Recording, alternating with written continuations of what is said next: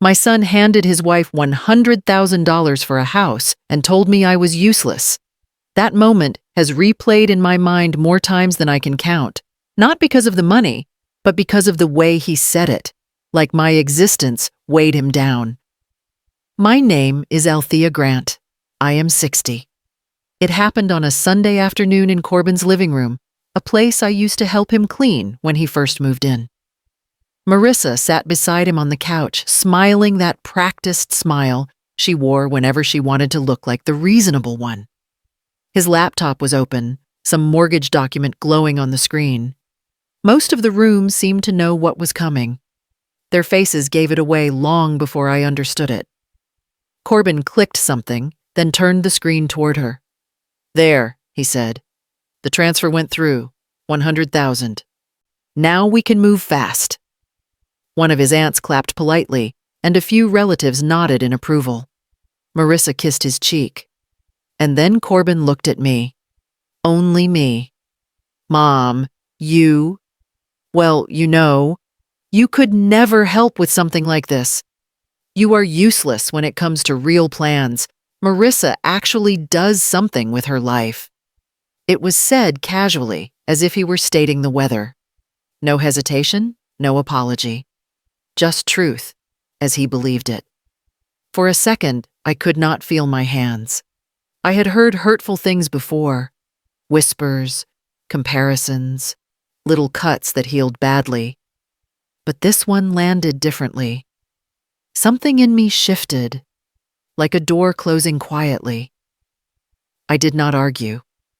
I did not tell him about the years I spent raising him alone, or the nights I worked double shifts so he could have new sneakers for school. Instead, I straightened my coat, nodded at the relatives who suddenly avoided my eyes, and walked out. The air outside felt cold and clean. My feet kept moving even when my heart struggled to catch up. By the time I reached my car, I knew I was done calling, done trying, done shrinking myself to fit the version of me he had invented. That night, the silence in my apartment felt larger than ever, too large to ignore. It was the beginning of something I did not yet have words for, but I knew it was already unfolding, waiting for me to step into it in Chapter 2. I did not call Corbin the next morning, or the next week, or the week after that. I did not block him. I did not make a speech. I just stepped back and let the silence settle where the noise of our relationship used to be. On the third day, my phone buzzed. "Marissa. Hi, Althea. Just checking if you're all right. Corbin said you seemed overwhelmed. Let us know when you're ready to be part of things again." I stared at the message. The wording was polite, but every line carried the same meaning. Come back on our terms. I put the phone face down and didn't reply. Instead, I started walking.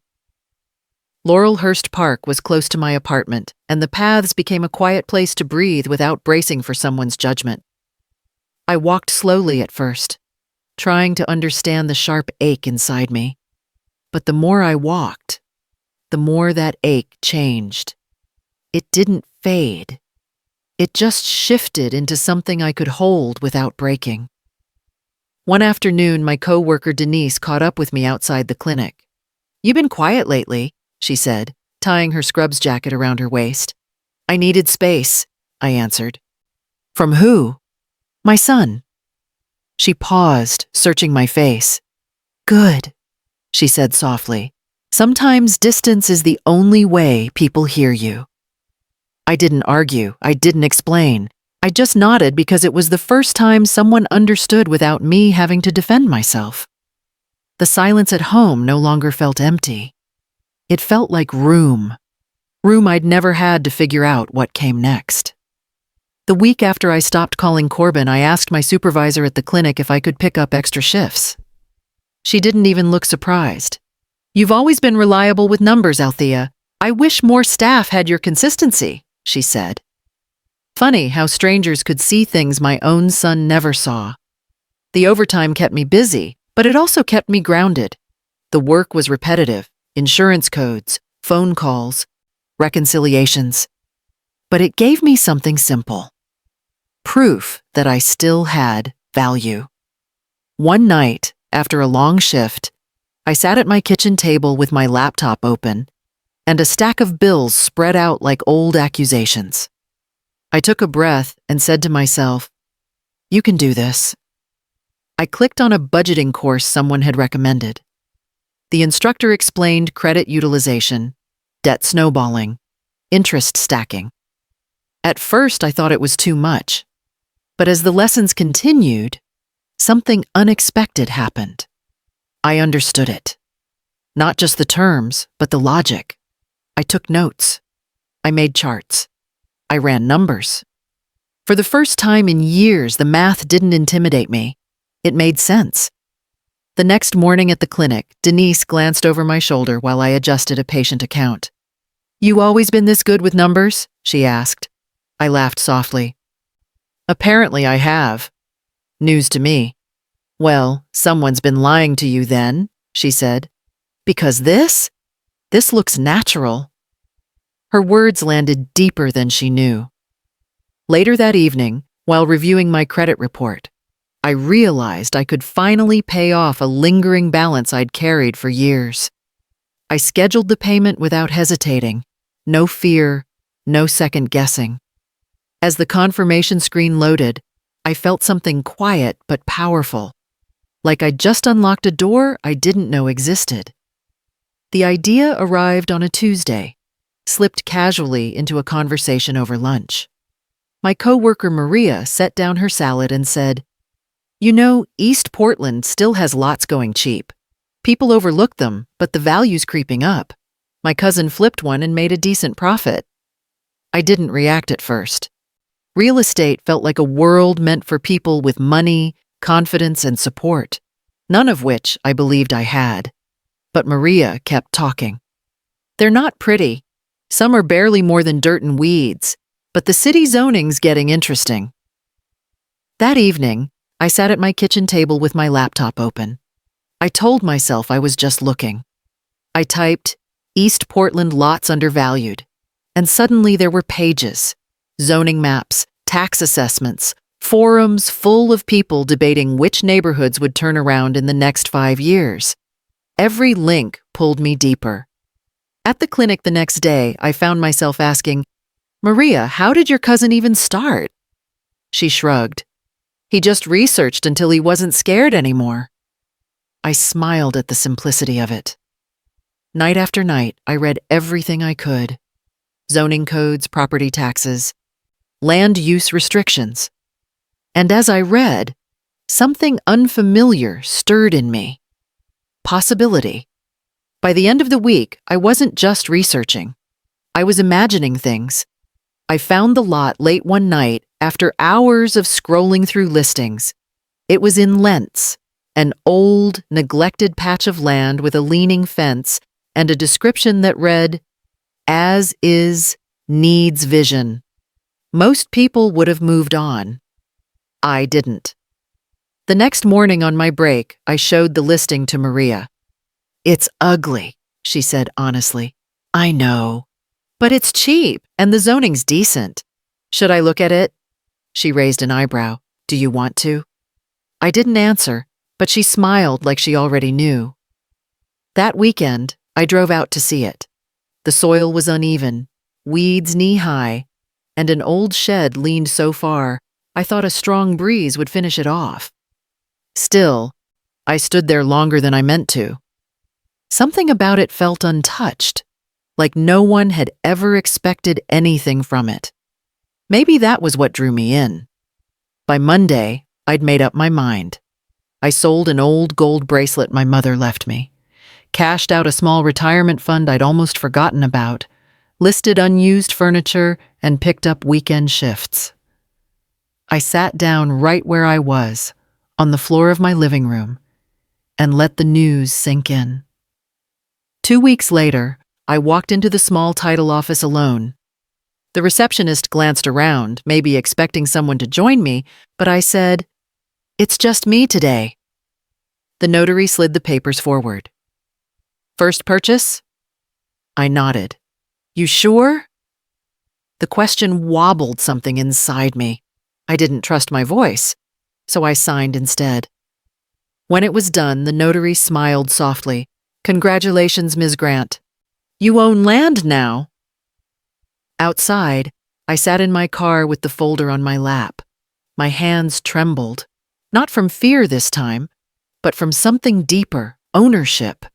No one knew, no applause, no validation, no witnesses. Just me, a worn folder, and a decision that felt like the first brick of a life I was building in secret. The first problem showed up before I even touched a hammer. The city clerk flipped through my permit application and said, "You're missing Form B-17. I frowned. "Form what?" She pushed a clipboard toward me. "New construction, old construction, anything in between, you need this." Her tone wasn't unkind, but it was firm enough to remind me how little I knew. I took the form and stepped aside so the next person could move up. That night, I watched videos on permits, load-bearing walls, drainage, anything I could find. My search history looked like an entire construction crew lived inside my laptop. When I finally tugged the shed door, the wood groaned and a whole section buckled. I stepped back just in time as part of the roof gave way. I called a local handyman named Curtis, who lived 3 blocks away and came highly recommended by Maria's cousin. He studied the mess and muttered, "This thing's one breeze away from the grave." "Can you fix it?" I asked. "Fix? No. Tear down and start fresh? Sure, but I'll need half payment up front." 2 days later, he didn't show. I called twice. No answer. When he finally returned the call, he said, "My truck's in the shop. I'll come next week." I felt the old frustration rising, people assuming I'd wait quietly because I always had. "I'll find someone else," I said. He hesitated. "Ma'am, I didn't mean, I know what you meant." I hung up before the rest could sting. I tore down the shed myself. It took hours, and at one point, a rusted pipe burst and splashed water over my shoes. But I kept going. Later, when I told Maria, she laughed in disbelief. "You did that alone?" "I did," I said. Each problem became less frightening. Every small victory made my hands steadier. I wasn't just learning to build a structure. I was learning to build someone I hadn't met in a long time. Confidence didn't arrive suddenly. It came in pieces, small, stubborn victories that stacked themselves quietly until I woke up one morning and realized I wasn't afraid anymore. The next time I needed help on the lot, I met with a contractor named Paul. He showed up smelling of sawdust and coffee, flipping through the estimate on his clipboard. "For the framing, you're looking at around 12,000, he said. I leaned forward. "Break it down." He blinked. "You want itemized?" "Yes. Labor, materials, everything. And I want to compare it with 2 more bids." He studied me for a long second, like he was recalibrating whatever assumption he'd walked in with. "All right," he said. "I'll email everything tonight." He did, and I read every line. I highlighted unnecessary charges, questioned vague fees, and when we met again, I pushed the clipboard back at him. "Remove the markup on haul-away," I said, "and the disposal fee. You're already charging labor for cleanup." Paul stared, then gave a slow nod. "You're not playing around." "I don't have the luxury to," I replied. Budgeting became a language I didn't know I spoke. Maybe because I had spent years stretching every paycheck without realizing it was a skill. Planning became something I trusted myself to do. I adjusted timelines, re-ran numbers, learned which expenses were worth fighting for and which ones weren't. One evening at my kitchen table, surrounded by receipts and forms, I found myself filling out the paperwork to register an LLC. The name came to me instantly. Grant Restorations. When the approval email arrived, I whispered it aloud as if testing the weight of it. Grant Restorations. "That's mine." Maria nearly choked on her tea when I told her, "You started a company?" "I did." I always knew you had more in you, Althea. I smiled. I'm starting to believe that too. As the weeks went on, decisions became easier. I didn't apologize for asking questions. I didn't shrink when someone talked over me. My voice steadied. My steps did too. I didn't know exactly when it happened, when the woman they called useless stopped existing, but I could feel the difference every time I walked onto that lot with my clipboard, ready to build the next piece of my life. The day it happened, I was on the lot finishing a walkthrough with Paul. The framing was up, the wiring rough installed, and for the first time, the place looked less like a project and more like a future. 2 more weeks and we can start interior, Paul said, tapping his clipboard. Good, I replied. I want this phase clean. No shortcuts. He smirked. You really don't let anything slide, do you? Not anymore. We were reviewing a delivery invoice when a silver SUV slowed near the curb. At first, I didn't think much of it. Cars slowed all the time. Curious neighbors, weekend wanderers. But this one stopped. The driver's window eased down, and I heard a voice I hadn't heard in months. Is that her? Marissa. She leaned forward in her seat, eyes wide, scanning the structure, the equipment, the sign I'd placed earlier that morning. Grant Restorations, LLC, Project Site. Paul whispered, You know her? I didn't answer. Marissa opened her door halfway, staring like she'd seen a ghost building a house. Then her phone was in her hand. Honey, listen to me, she said, voice rising. You need to see this. I'm on 74th by that new construction site, Grant Restorations. Althea's name is on the sign. She built this. She built all of this. Paul pretended to study his clipboard, giving me space. I didn't move. Marissa's eyes flicked from the sign to me, then back to the house. Anger? Confusion? Embarrassment? Every emotion flickered across her face like she didn't know which one she was supposed to feel. Corbin, get over here now, she snapped. Right now. She stepped back into the SUV and slammed the door so hard the window rattled and speeding off. Tires scraping the curb. Paul let out a low whistle. Guess someone didn't expect you to be building anything, he said. No, I answered quietly. They didn't. Corbin showed up the next morning before I even reached the lot. His car door slammed hard enough to startle a pair of workers unloading lumber.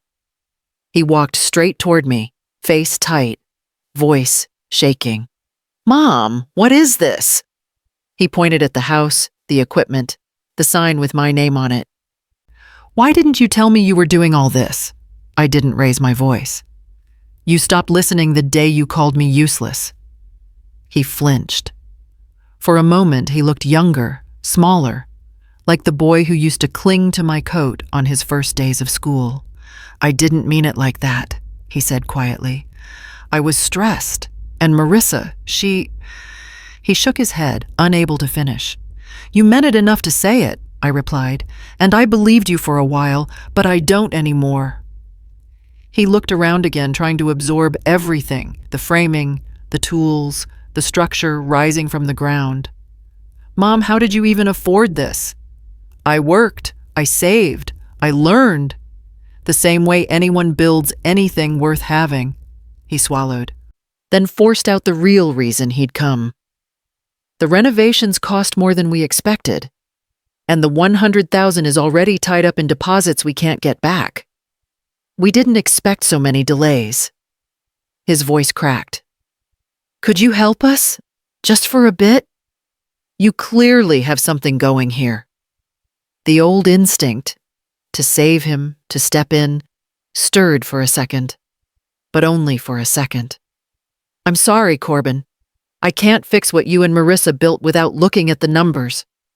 And even then, it might not be something I should fix.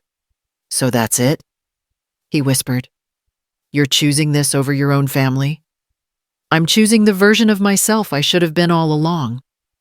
He looked down, then back at me, searching for the mother who used to bend herself in half for him. She wasn't there anymore. And the person standing in her place wasn't going back. Corbin didn't come back the next day or the week after. The silence between us settled again, but this time it didn't ache. It made room. I kept working.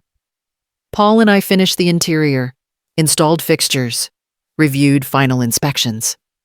He handed me the signed approval papers with a small grin. "Feels good, doesn't it?" "It does," I said. "More than I expected." Within a couple of weeks, Grant Restorations got its first referral, someone who'd watched the build from the next street over. A neighbor from the next street stopped by while I was loading tools into my car. "You the owner?" she asked. "I am." "Well, I've got a mess of a garage. Think you can fix it?" I almost laughed at how simple it sounded. "Yes, I can." The projects grew slowly but steadily. Word spread. People trusted me. Not because I demanded it, not because they felt obligated, but because I showed up and did the work. One evening, after finishing invoices, I sat at my kitchen table and let myself feel the stillness. For the first time in years, it wasn't empty. It wasn't waiting for someone to apologize or explain. It was just mine. When Denise called to check in, I told her, "I'm doing all right." "You sound different," she said. "Lighter." I think I finally stopped trying to be someone's version of me. Later, standing in my living room, I whispered it aloud just to hear the truth in my own voice.